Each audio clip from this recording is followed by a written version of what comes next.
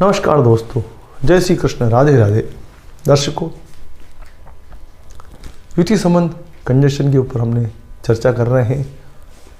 तो इसी क्रम में हमने मंगल राहु, मंगल शुक्र, ये सभी कई ग्रहों पर हमने युति संबंध के ऊपर चर्चा की है। पिछले अंक में हमने चंद्र राहु के ऊपर चर्चा की थी, चंद्र राहु का ग्रहण योग। तो राहु केवल चंद्रमा को ग्रसित नहीं करता, सूर्य को भी साथ में ग्रसित करता है। ये जो ग्रहण बनता है सूर्य, चंद्र और राहु का प्रभाव ही है, ये इन दोनों को एक साथ ग्रसित करता है। पूर्णिमा के आसपास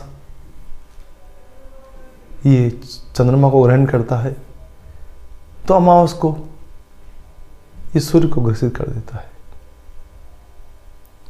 क्योंकि रात को, अमावस की रात चंद्रमा का प्रभाव नहीं है, तो सूर्य का प्रभाव देखता है, वो उसे ग्रसित करने के लिए निकल जाता है। यह है ग्रहण। और ये ग्रहण जब सूर्य पर लगता है, क्योंकि सूर्य आत्मा का कारक है, इस देह का कारक है।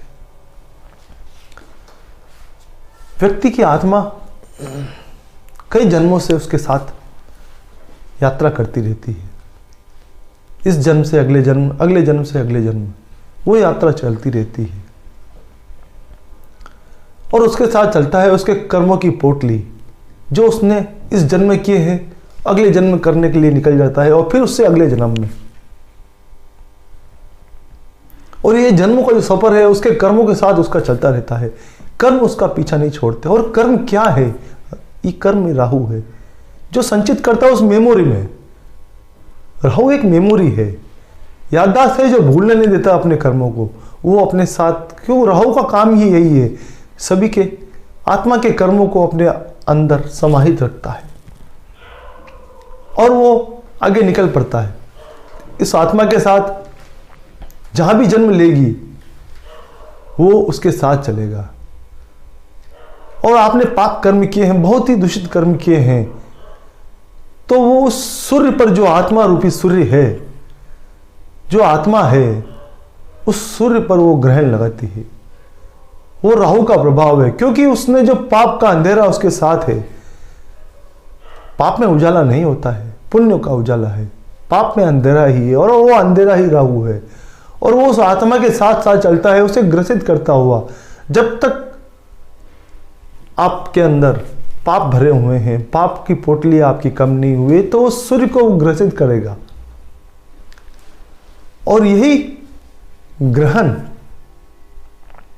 सूर्य का ग्रहण हो जाता है, सूर्य को दोषित कर देता है, सूर्य राहु की युति बना देता है। आपकी कुंडली में इस जन्म से अगर आप कम नहीं हुई, तो अगले जन्म में भी आपके सूर्य ग्रहण, सूर्य राहु की युति आपको देखने को मिलेगी। या सूर्य राहु का दृष्टि संबंध सूर्य राहु देखता रहता है। जब तक आपकी आत्मा पर पाप पड़ा हुआ है, तब तक वो आपके साथ चलेगा। तो दोस्तों, आज हम बात करते हैं सूर्य राहु के ऊपर। सूर्य राहु के संबंध में आज हम चर्चा करेंगे। तो दोस्तों, वीडियो पसंद आए तो लाइक जरूर कीजिएगा, सब्सक्राइब कीजिएगा। दर्शकों, राहु और केतु, ये दो ग्रह ऐसे हैं जो चंद्र और सूर्य से शत्रुता रखते हैं। और ये जब कभी इनके साथ बैठ जाते हैं, तो इनके प्रभाव को वो कम कर देते हैं। सूर्य एकमात्र ऐसा ग्रह है जो सबको अस्त कर देता है। सभी सातों ग्रहों को अस्त करने की क्षमता केवल और केवल सूर्य में। गुरु जैसा ग्रह, शनि जैसा ग्रह, जो पावरफुल माने जाते हैं, वृध ग्रह है, शुक्र, इन सबको वो अस्त करने की क्षमता रखता है। क्योंकि वो एक बड़ा पुंज है, वो अग्नि का ऐसा गोला है जिसके पास आने पर सभी जल जाते हैं। उनका प्रभाव, उनकी जो चमक, जो प्रभाव वो लेके चलते हैं, वो उनको वो अस्त कर देता है। उसके सामने किसी की नहीं चलती, किसी का प्रभाव नहीं चलता। और वही सूर्य केवल राहु के सम्मुख आने ही प्रभावहीन हो जाता है। उसका प्रभाव, उस आत्मा का प्रभाव, वो जो हो रहा जन्म जन्मों से यात्रा करती हुई आ रही है, लेकिन राहु का प्रभाव, राहु की जो छाया उस पर पड़ गई उसके पापों के कारण। राहु और कुछ नहीं है, आपके जो पाप हैं उनको वो सृजित करके अपने साथ सेवी करते हुए इकट्ठा उसके साथ, आत्मा के साथ जुड़ा के चलता है। वो जो डोरी बंधी हुई है वो ही राहु है कर्मों की पोटली के, वो उसे बिखरने नहीं देता, वो साथ में लेके चलता है और देखता है कि कितने पाप और करेगा, इस पोटली को मैं भरता जाऊंगा। और जिस दिन आपने सही मार्ग पकड़ा, सत्कर्म किए, सत्कर्म कौन से? माता पिता को कष्ट देना सूर्य पिता का कारक है। आपने पिता को कष्ट किया, अपने दादा को कष्ट किया, अपने पूर्वजों को कष्ट किया, गाली गलौज की, उनको प्रताड़ित किया, तो वो ग्रहण के रूप में आपको अगले जन्म में तैयार मिलेंगे। इसीलिए कहा गया है कि माता पिता की सेवा करोगे तो आपको पुण्य मिलेगा, पापों का नाश होता है। वो पाप जो राहु है उसका नाश होता है, आत्मा शुद्ध होती है, उस मलिनता का नाश कर देता है। जरूरत है तो आत्म शुद्धि की, और ये मिलती है माता पिता की सेवा से, गुरुजनों की सेवा से, गुरु का सम्मान करने से, बड़े बुजुर्गों का सम्मान करने से वो शुद्धि आती है। उनके आशीर्वाद में जो हम झुककर उन्हें प्रणाम या दंडवत प्रणाम करते हैं तो वो आशीर्वाद देते हैं, और वही आशीर्वाद आपको राहु से मुक्ति दिलाता है, उस ग्रहण से मुक्ति दिलाता है, उन पापों से मुक्ति दिलाता है।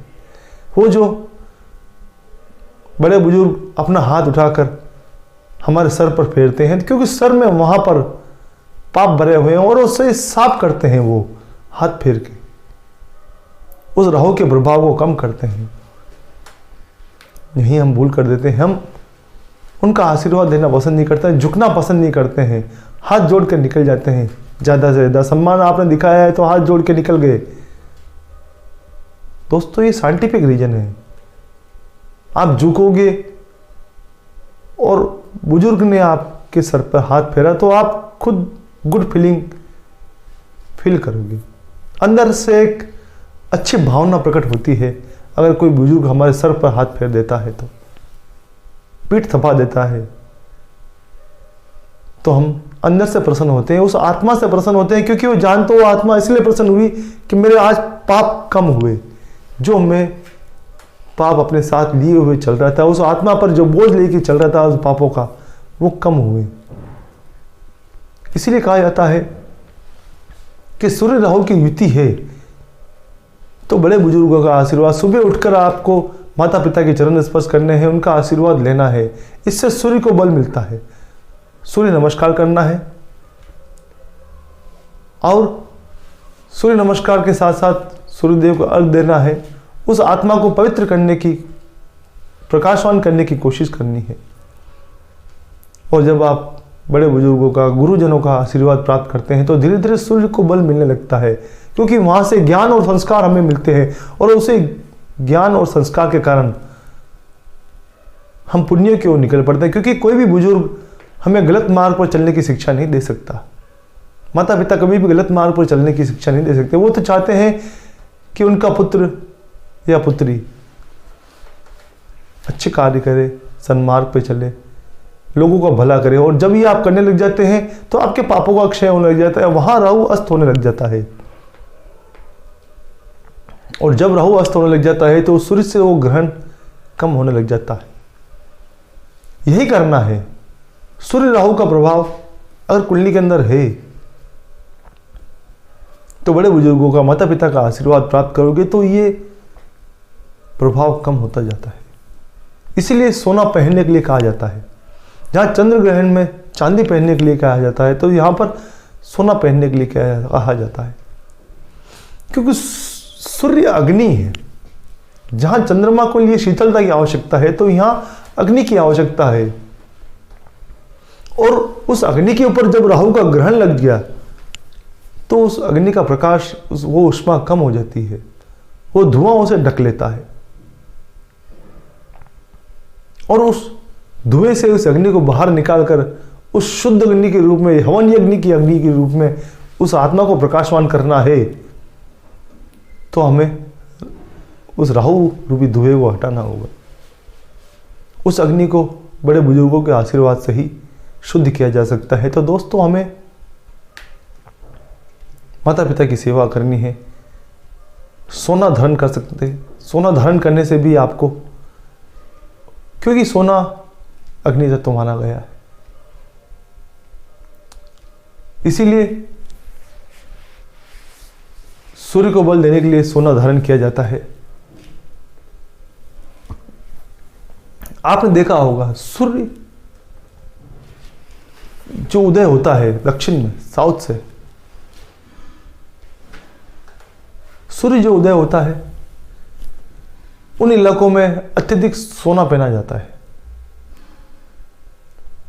क्योंकि सूर्य का कारक चमक है, अग्नि का रंग लिए हुए है, और यही रंग प्रकाशवान करता है। गुरु के लिए भी, मंगल के लिए भी और सूर्य के लिए भी सोना पहना जाता है, क्योंकि जहां गुरु ज्ञान है वहां भी उस अग्नि के, उस प्रकाश की आवश्यकता है।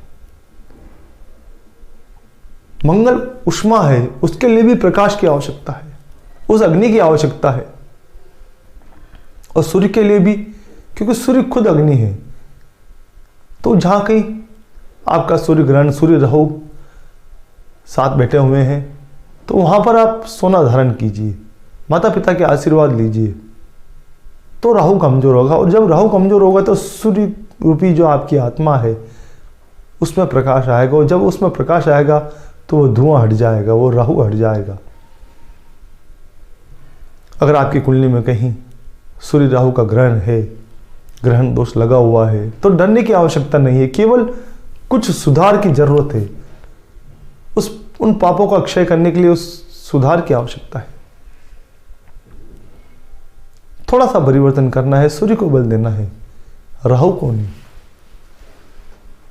राहु को बल देकर आप गलती कर देते हैं, वो उसे और ढक लेता है, उस प्रकाश को ढककर अंधेरा फैला देता है, अंधेरा फैला देता है उस जीवन में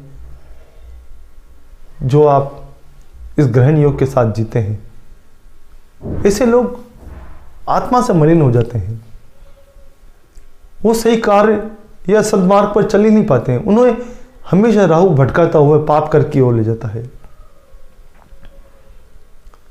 क्योंकि आमतौर से देखा गया कि जिनके सूर्य राहु साथ बैठा है, ऐसे लोगों में धोखा देने की प्रवृत्ति बढ़ जाती है, आत्मा में वो धोखा आ जाता है उनके। उन्हें कोई मौके की तलाश नहीं, वो हमेशा माता पिता के साथ धोखा करते हैं, पिता को धोखा देते हैं, उनके पीठ में छुरा झोंकते हैं, पिता उन पर अंधविश्वास करता है, लेकिन राहु रूपी धोखा वो बार बार उन्हें देखने को मिलता है। बड़े बुजुर्गों के साथ धोखा होता है, उनका अपमान होता है, उनका, ऐसे लोग बुजुर्गों का अपमान करते हैं, बार बार उन्हें प्रताड़ित करते हैं, अपशब्द बोलते हैं, क्योंकि राहु एब्यूज वर्ड्स बहुत पसंद करता है। गाली गलौज से बात करना, बद्दी गालियां देना राहु को बहुत पसंद है। और जब आत्मा के ऊपर राहु का प्रभाव हो जाता है तो उसके मन से शुद्ध वाणी निकलती ही नहीं है, वो हमेशा अशुद्ध भाषा का, कर्कश भाषा का उपयोग करता है। सूर्य भी, क्योंकि सूर्य में भी कर्कशता है, द्वितीय भाव में या द्वितीय के साथ सूर्य का संबंध होने पर आदमी हमेशा कड़ी वाणी बोलता है, आग बरसती है उसके मुख से, और उसी आग में जब राहु का प्रभाव मिल जाता है तो वो वहां पर हमेशा कड़वी और बंदी गालियों के साथ बात करता है, ताने कसी के साथ बात करता है, अच्छी भाषा का उपयोग कर ही नहीं पाता है वो। और जब बड़े बुजुर्गों के साथ इसी भाषा का उपयोग किया जाता है तो उनके दिल से बद्दुआ निकलती है, और यही बद्दुआ उसे जन्मों जन्मों तक प्रताड़ित करती है, उसे पाप कर्मों में लिप्त रखती है, उसे शुद्ध होने ही नहीं देती है। वो हमेशा भटकाता रहता है गलत कार्यों की ओर। जरूरत है तो केवल और केवल उस सूर्य को बल देकर उसे सही दिशा, उस अग्नि से रोटी सेकने की, ना कि हाथ सेकने की। हाथ जल जाते हैं अगर अग्नि अनियंत्रित है, अपने आप को जला देती है, और उसे नियंत्रित करके आप सृजन का कार्य कर सकते हैं। जरूरत है तो सूर्य को एक सही दिशा देने की, आत्मा को एक सही दिशा देने की, और वो केवल और केवल माता पिता के आशीर्वाद से ही संभव है। तो आपको माता पिता के आशीर्वाद लेने हैं। अगर किसी कुंडली में सूर्य और राहु दूषित है तो वहाँ बड़े बुजुर्गों का आशीर्वाद लेने हैं। उन्हें अपशब्द या गंदे शब्दों का इस्तेमाल नहीं करना है। अगर आपको समझ में नहीं आता है तो आप उनसे कम बात कीजिए, लेकिन गलत शब्दों का इस्तेमाल मत कीजिए। इससे ये ग्रहण दोष और बली हो जाता है और जीवन को प्रताड़ित करके रख देता है, दूषित करके रख देता है, क्लिष्ट बना देता है। तो दर्शकों, आज हमने बात की सूर्य राहु के ऊपर।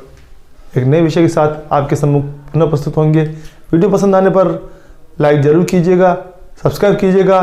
दर्शकों, वीडियो पूरा देखा इसके लिए आपको सर्वदा धन्यवाद। जय श्री कृष्ण।